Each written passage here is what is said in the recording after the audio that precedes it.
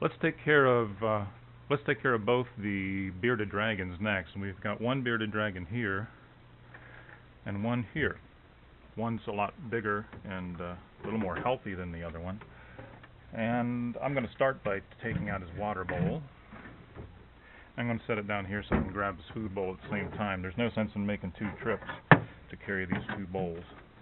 As always, though, take a look at what might be scattered around in the cage. If there's any rotting vegetables laying around or pieces of fecal matter laying around in the sand, you can pick them out and bring them along with the food so that when you scrape it out, you can dump it into the trash. If there's any good food in here, it can go to the cockroaches. So these pieces of broccoli are still fairly good, and these pieces of apple and yam still pretty good. And we've got cockroaches here up above the food bowl, or up above the trash bucket. So I'll just give these cockroaches that little bit of uneaten food, and then scrape out the rest and give the food bowl a good scrubbing.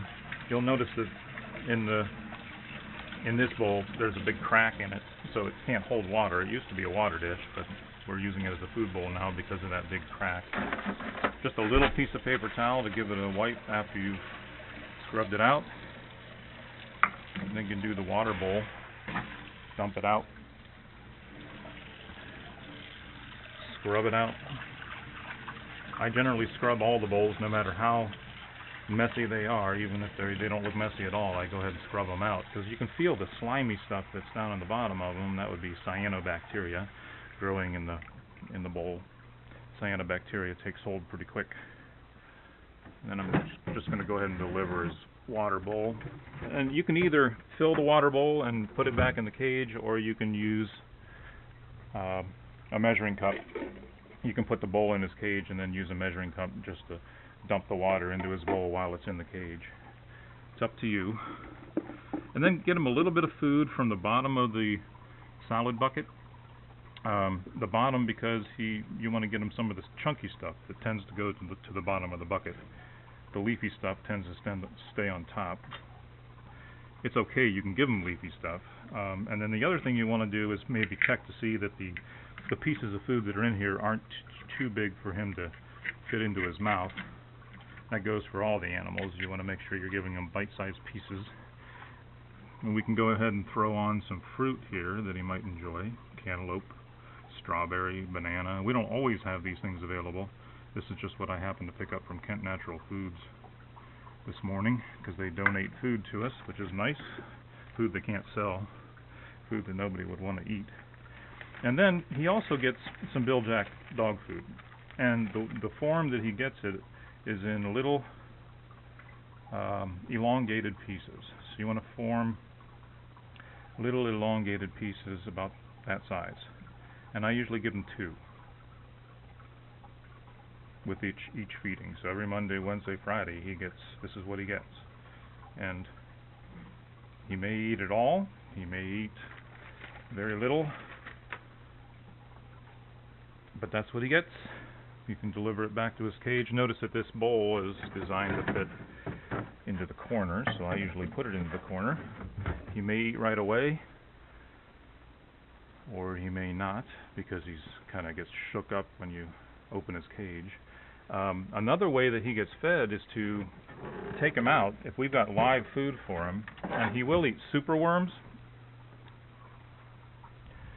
and even earthworms sometimes. We'll take him out and put him on the table, and then put the worms in front of him, and he will eat them out of the cage.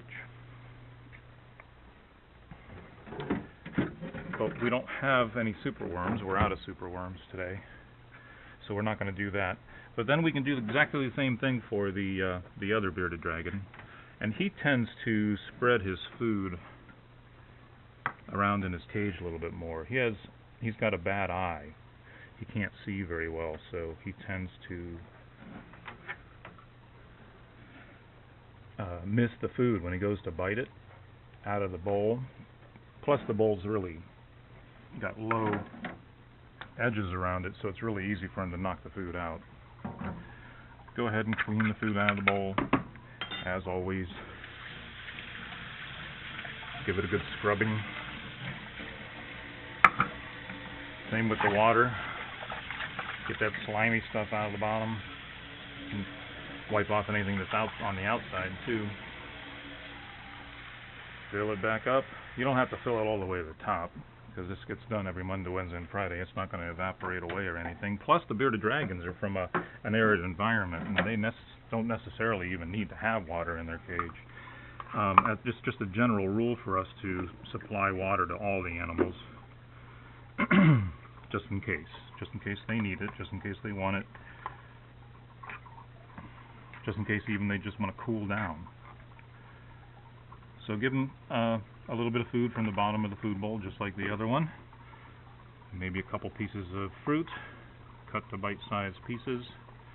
The variety that we have anyway, which is changing all the time or different all the time because of what we get from Kent Natural Foods. And then just like the other bearded dragon, he'll take a couple small pieces of biljack along with his vegetables. And by the way, if there's any of this biljack left in the bowls that any of the animals don't eat, even though it's been sitting in the bowls for a couple days, it can be fed to other animals. For example, these little pieces are good to give to the red-eared slider. So if you're getting the bowls from either of the bearded dragons and they haven't eaten their biljack, go ahead and take it to the red-eared slider. That's the turtle that's down here. And just go ahead and throw it in the back left corner of the turtle's aquarium, and he will eat it. And that's pretty much it for the bearded dragons.